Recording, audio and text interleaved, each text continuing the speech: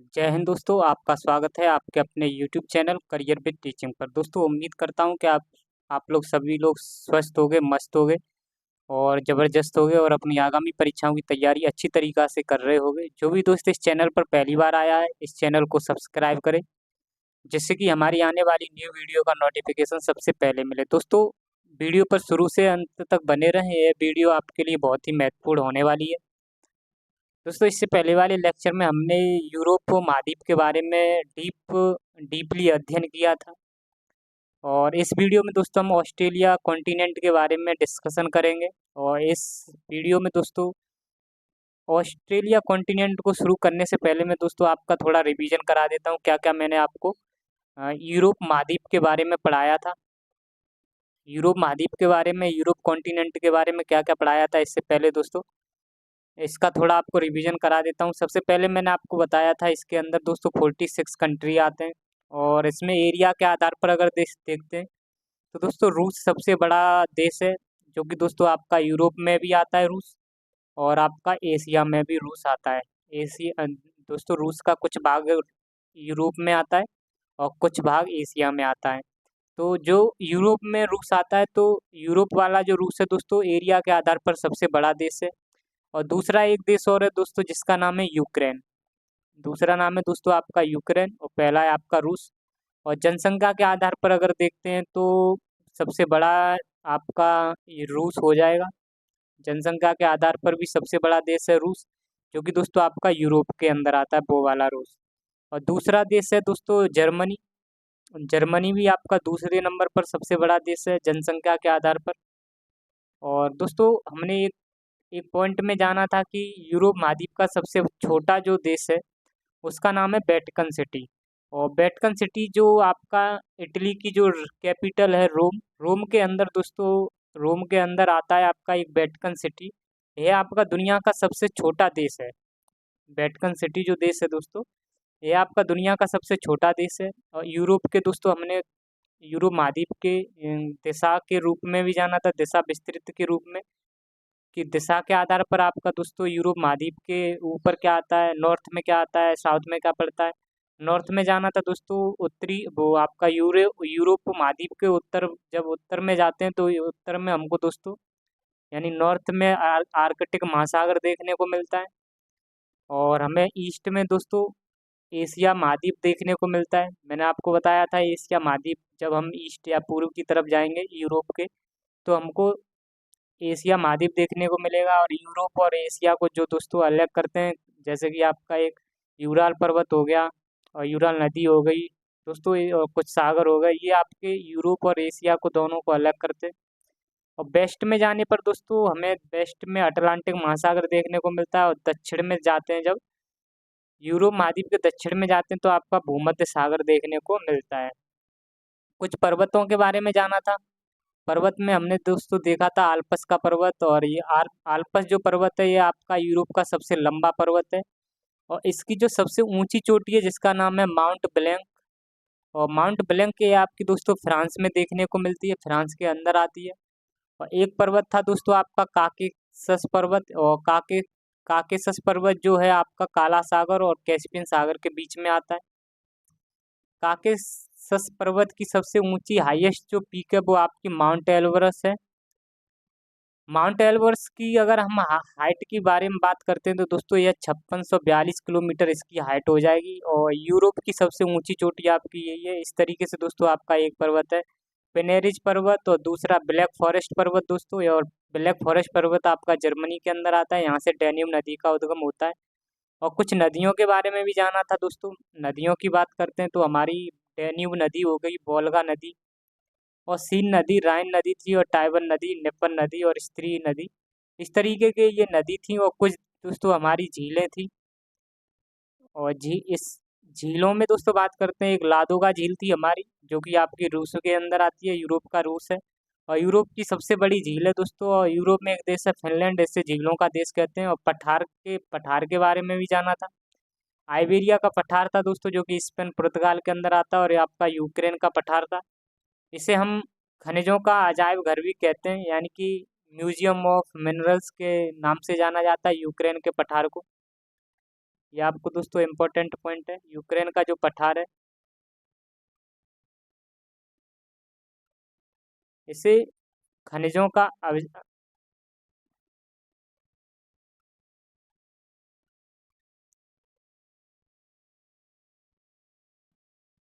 खनिजों का अजायब घर कहते हैं दोस्तों, यानी कि म्यूजियम कहा जाता है।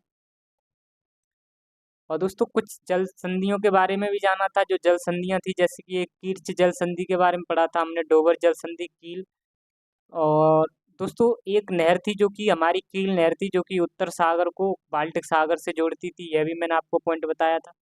उत्तर सागर जो था, उत्तरी सागर था, उसको बाल्टिक सागर से जोड़ा जाता था। ये सभी के सभी पॉइंट मैंने दोस्तों डीपली आपको डिस्कशन किए हैं इससे पहले वाले लेक्चरों में। उसको आप देख सकते हो, उनको आप जाकर देखिए। ऑस्ट्रेलिया कॉन्टिनेंट की बात करते हैं तो दोस्तों ऑस्ट्रेलिया हमारा एक देश भी है। ऑस्ट्रेलिया को हम दोस्तों कॉन्टिनेंट भी के नाम से भी जानते हैं, यानी महाद्वीप भी कहते हैं। और हालांकि आपका ऑस्ट्रेलिया एक देश भी है। इस अगर हम इसकी खोज की बात करते हैं, इसकी खोज 1770 में जेम्स कुक नाम के एक व्यक्ति थे। इन्होंने इसकी खोज की थी ऑस्ट्रेलिया महाद्वीप की, ऑस्ट्रेलिया कॉन्टिनेंट की। और ऑस्ट्रेलिया की बात करते हैं दोस्तों, ऑस्ट्रेलिया कॉन्टिनेंट की, तो ऑस्ट्रेलिया जो है आपका मकर रेखा पर, मकर रेखा पर दोस्तों स्थित है। 23.5 डिग्री साउथर्न लेटीट्यूड पर दोस्तों ये आपका स्थित है ऑस्ट्रेलिया। और इसकी अगर हम बात करते हैं कि एरिया के आधार पर यह सातवां दोस्तों आपका यह महाद्वीप है। और यह हमारा दोस्तों 7 महाद्वीप है। 7 महाद्वीप में दोस्तों ये 7वें नंबर का है, यानी कि सबसे छोटा महाद्वीप है आपका ऑस्ट्रेलिया महाद्वीप। और पॉपुलेशन के आधार पर बात करते हैं, जनसंख्या के आधार पर यह छठे नंबर का दोस्तों महाद्वीप है। जनसंख्या के आधार पर सबसे छठे नंबर पर ये दोस्तों ऑस्ट्रेलिया महाद्वीप आता है। और अगर हम दोस्तों ऑस्ट्रेलिया महाद्वीप के बारे में बात करते हैं, तो अगर दोस्तों हम ऑस्ट्रेलिया के अंदर कुछ अदर आइलैंड आते हैं दोस्तों, अगर हम उन आइलैंडों को यानी कि उन द्वीपों को दोस्तों अगर शामिल कर लेते हैं ऑस्ट्रेलिया के अंदर दोस्तों कुछ द्वीप आते हैं। उन द्वीपों को जब शामिल कर लेते हैं तो वो दोस्तों आपके सभी द्वीप मिलकर आपका ओशिनिया महाद्वीप के नाम से जाना जाता है। दोस्तों ओशिनिया महाद्वीप के अंदर आपका ऑस्ट्रेलिया एक देश आता है, ऑस्ट्रेलिया। हालांकि दोस्तों ओशिनिया आज के टाइम पर नहीं कोई कहता है, लेकिन ऑस्ट्रेलिया महाद्वीप कहता है। तो ऑस्ट्रेलिया महाद्वीप के अंदर ये सभी कंट्री आ जाते हैं। लेकिन जो दोस्तों वास्तविक है, तो वास्तविकता में आप कहोगे ओशिनिया महाद्वीप। ओशिनिया महाद्वीप के अंदर दोस्तों आपके कौन कौन से देश आते हैं? एक तो आपका दोस्तों ये जो हम ऑस्ट्रेलिया महाद्वीप की बात कर रहे हैं, ये एक्चुअली में ये एक देश है। तो ऑस्ट्रेलिया देश एक अंदर आता है दोस्तों, आपका ओशिनिया महाद्वीप के अंदर आता है ऑस्ट्रेलिया देश। और दोस्तों अगर हम माइक्रोनेशिया की बात करते हैं, तो माइक्रोनेशिया भी दोस्तों ऑस्ट्रेलिया के पास में ही पड़ता है। और ये दोस्तों आपके माइक्रोनेशिया, मेलानेशिया, पोलिनेशिया, इनकी अगर हम बात करते हैं, तो ये दोस्तों आपके दक्षिण जो दक्षिण सागर है दोस्तों, हालांकि आपका ऑस्ट्रेलिया दक्षिण सागर की तरफ पड़ता है दोस्तों। दक्षिण सागर में दोस्तों दक्षिण सागर को 3 बड़े बड़े क्षेत्रों में विभाजित किया गया है दोस्तों। दक्षिण सागर को 3 बड़े बड़े क्षेत्रों में विभाजित किया गया है। और इनको दोस्तों इनमें से कई द्वीप ऐसे हैं दोस्तों, उनको कई द्वीपों को मिलाकर दोस्तों आपका पोलिनेशिया बनाया गया है। और कुछ द्वीपों को मिलाकर माइक्रोनेशिया बनाया गया है। और कुछ द्वीपों को मिलाकर मेलानेशिया बनाया गया है। इस तरीके से दोस्तों आपका जो सबसे पहले अगर हम बात करते हैं मेलानेशिया की, ये आपकी माइक्रोनेशिया की, तो इसके अंदर दोस्तों आपके छोटे छोटे द्वीपों को मिलाकर ये बनता है आपका, छोटे द्वीपों को मिलाकर बनना है आपका माइक्रोनेशिया। माइक्रो का एक्चुअली में मतलब ही होता है छोटा। तो यहाँ पर दोस्तों आपके छोटे छोटे द्वीपों को मिलकर माइक्रोनेशिया बना है।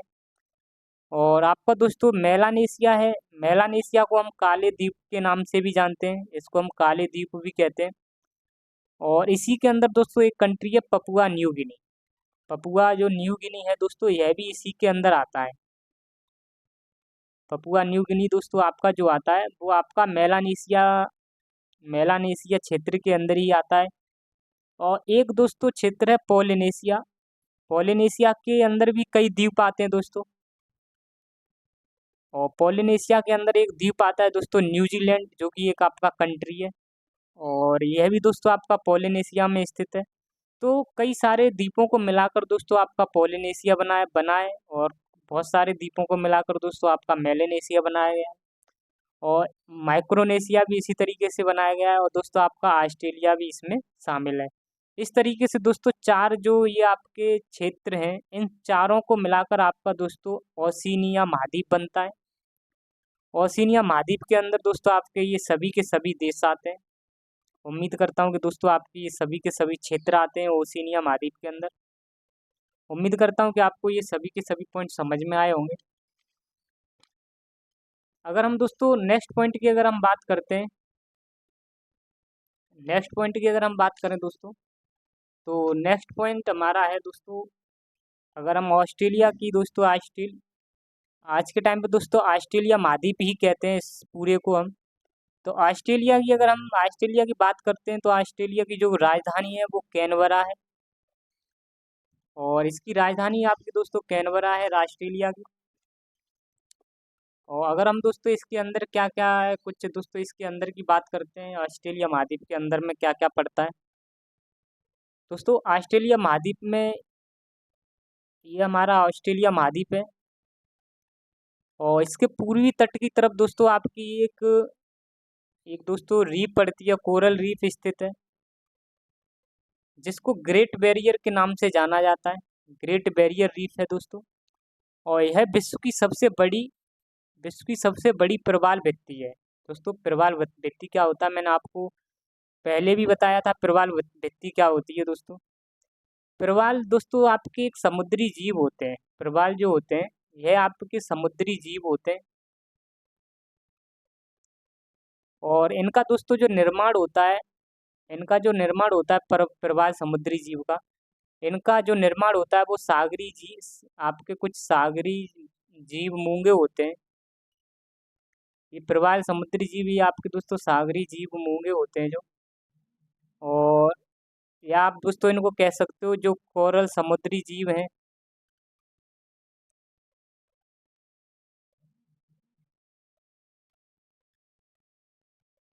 दोस्तों प्रवाल समुद्री जीव होते हैं, इनका जो निर्माण होता है कुछ सागरी जीव मूंगे और कोरल पॉलिप के जो अस्थि पंजर होते हैं। कोरल पॉलिप होता है दोस्तों, कोरल पॉलिप के अस्थिर पंजर होते हैं, यानी कि हड्डियों के कुछ भाग होते हैं। अस्थिर पंजर से दोस्तों प्रवाल समुद्री जीवों का निर्माण होता है। ये आपके दोस्तों प्रवाल भित्ति जो है, प्रवाल जो होते हैं ये समुद्री जीव होते हैं, जिनका निर्माण सागरी जीव मूंगे या कोरल पॉलिप के अस्थि पंजर से होता है। और ये आपके प्रवाल जो होते हैं ये दोस्तों आपके समूह में रहते हैं। और इनके जो शरीर होते हैं दोस्तों प्रवाल, यानी कि इनके जो दोस्तों प्रवाल समुद्री जीव होते हैं, इनके जो शरीर होते हैं वो आपके कैल्शियम कार्बोनेट के बने होते हैं। इनके शरीर जो दोस्तों कैल्शियम कार्बोनेट के बने होते हैं। और जब ये प्रवाल दोस्तों आपके जब ये मर जाते हैं, तो आपका कैल्शियम कार्बोनेट दोस्तों इकट्ठा होता रहता है। और ये दोस्तों आपके प्रवाल जितने भी हैं, प्रवाल समुद्री जीव आपके कैल्शियम कार्बोनेट को छोड़ते रहते हैं, इसके घोल को छोड़ते रहते हैं समुद्र में। जब ये मर जाते हैं तो दोस्तों इनके ऊपर फिर से एक इनके ऊपर फिर से एक मूंगा जीव उत्पन्न हो जाता है दोस्तों। और फिर ये मूंगा जीव फिर से अपना खोल बनाता है। और फिर से दोस्तों आपके जब ये फिर मर जाते हैं, फिर और मूंगा जीव होते हैं जो फिर से अपने ये कैल्शियम कार्बोनेट के खोल बनाते रहते हैं। इस तरीके से दोस्तों एक लंबा समय लगता है, और इस लंबे समय में दोस्तों ये एक आपकी ये भित्ति बन के तैयार हो जाती है।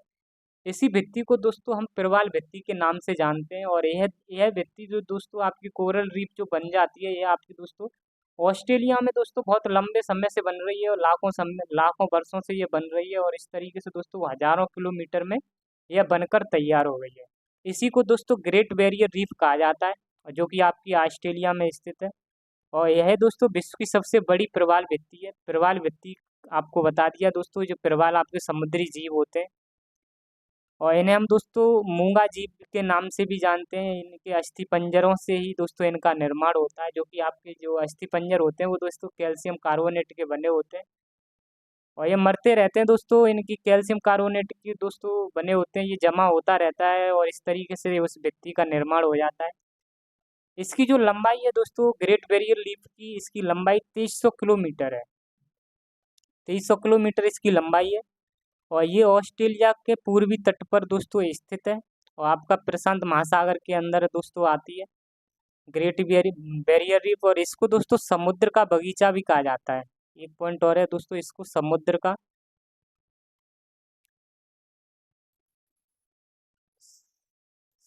का बगीचा भी कहा जाता है। उम्मीद करता हूँ कि आपको ये पॉइंट समझ में आया होगा। और इसी तरीके से दोस्तों ऑस्ट्रेलिया महाद्वीप के अंदर एक पर्वत आता है जिसका नाम है दोस्तों ग्रेट डिवाइडिंग रेंज, जिसे महान विभाजक श्रेणी कहा जाता है। यह ग्रेट डिवाइडिंग रेंज इसको कहा जाता है और यह ऑस्ट्रेलिया का सबसे लंबा पर्वत है। यह भी दोस्तों पूर्वी तट के ऑस्ट्रेलिया के पूर्वी भाग की तरफ आता है, पूर्वी तट की तरफ आता है। और इस ग्रेट डिवाइडिंग रेंज की जो दोस्तों सबसे हाईएस्ट पीक है, जो सबसे ऊंची चोटी है, वो माउंट कॉसियुस्को है। माउंट कॉसियुस्को दोस्तों ये ऑस्ट्रेलिया की सबसे हाईएस्ट पीक हो जाएगी ऑस्ट्रेलिया कॉन्टिनेंट की। और ऑस्ट्रेलिया कॉन्टिनेंट के दोस्तों यह यानी ऑस्ट्रेलिया के पूर्वी तट पर यह महान विभाजक श्रेणी स्थित है। कुछ और दूसरे दोस्तों कुछ पर्वत है, मैकाडोनल पर्वत है एक दोस्तों, एक डार्लिंग पर्वत है। और इसी दोस्तों महान ग्रेट डिवाइडिंग रेंज से ही आपकी एक डार्लिंग मर्रे नाम की दो नदियां निकलती हैं। यह भी आपकी ऑस्ट्रेलिया ऑस्ट्रेलिया की सबसे लंबी नदी है दोस्तों। नदियों के बारे में अगर हम बात करें तो दो नदियां दोस्तों, एक मर्रे और डार्लिंग। ये हमारा दोस्तों ग्रेट डिवाइडिंग रेंज है जो कि ऑस्ट्रेलिया के पूर्व तट में। यहाँ से दोस्तों आपकी मर्रे नदी निकलती है और इधर से दोस्तों आपकी डार्लिंग नदी निकलती है। इस तरीके से ये दोस्तों आपकी नदी बन जाती है। मर्रे और डार्लिंग दो नदी हैं दोस्तों आपकी सबसे प्रमुख यहाँ की ऑस्ट्रेलिया महाद्वीप की। तो ऑस्ट्रेलिया महाद्वीप की दोस्तों सबसे लंबी नदी आपकी मर्रे डार्लिंग नदी हो जाएंगी, longest river of Australia continent. Australia continent की एक और प्रमुख नदी है कूपर क्रीक नदी और एक नदी है दोस्तों डेनेत्री नदी। ये आपकी सीजीएल एग्जाम में पूछी जा चुकी है। इसी तरीके से दोस्तों कुछ ऑस्ट्रेलिया महाद्वीप के पठार के बारे में बात करते हैं। पठार में अगर दोस्तों जिसे हम प्लेट्यू कहते हैं, जो कि दोस्तों जमीन से उठे हुए भाग होते हैं, ऊपर से समतल होते हैं और जो कि चट्टान के बने होते हैं, जिनको 300 मीटर की दूरी से देखा जा सके, वो आपके पठार होते हैं। पहला पठार है दोस्तों किम्बरले का पठार। किम्बरले का पठार है। दूसरा आपका मैकडॉनेल मैकडॉनेल पठार है दोस्तों। और तीसरा हैमर्सले पठार है दोस्तों। ये आपके इम्पोर्टेंट है पठार। और हम दोस्तों अगर बात करें नेक्स्ट, अगर यहाँ के जो घास के मैदान है ऑस्ट्रेलिया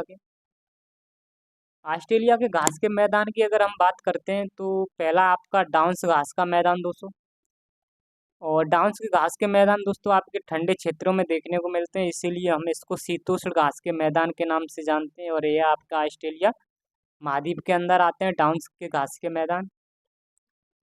और मरुस्थल दोस्तों आपके रेगिस्तान यहाँ पर देखने को मिलते हैं, जिसे हम दोस्तों मरुस्थल कह सकते हैं या डेजर्ट या रेगिस्तान कह सकते हैं, जिनमें से कुछ इम्पोर्टेंट है। एक है दोस्तों आपका ग्रेट विक्टोरियन डेजर्ट, बहुत इंपॉर्टेंट है दोस्तों ग्रेट विक्टोरियन।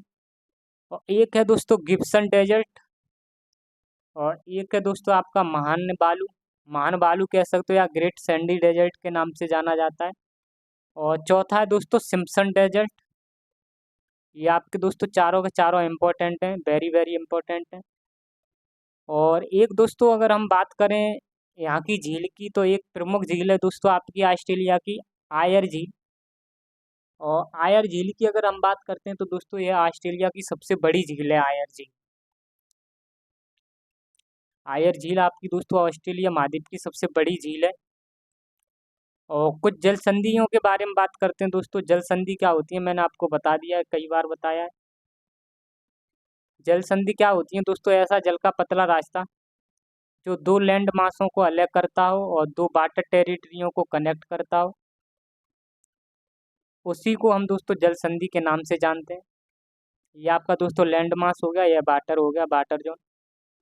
और ये दोस्तों जल का पतला रास्ता, यही आपकी जल संधि होती है। एक है दोस्तों ऑस्ट्रेलिया में बॉस जल संधि, और जो कि दोस्तों ऑस्ट्रेलिया को तस्मानिया से अलग करती है, और आपके तस्मान सागर और दक्षिण सागर को कनेक्ट करती है। दो आपके लैंड मास ये हो गए, ऑस्ट्रेलिया और तस्मानिया लैंड मास हो गए, इन दोनों को अलग करती है। और दोस्तों दो वाटर जोन हो गए, जो कि तस्मान सागर और दक्षिण सागर को आपस में जोड़ने का काम करती है बॉस जल संधि। इसी तरीके से कुक जल संधि है दोस्तों, यह न्यूजीलैंड के उत्तरी तथा दक्षिणी द्वीप को अलग करती है,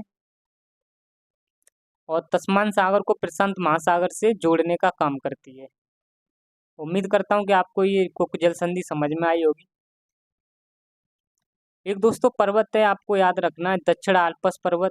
यह भी दोस्त यह आपका न्यूजीलैंड में स्थित है, दक्षिण आल्प्स पर्वत। और इसकी हाईएस्ट जो पीक है वो माउंट कुक है। और तीसरी जो जल संधि है तोरस की जल संधि।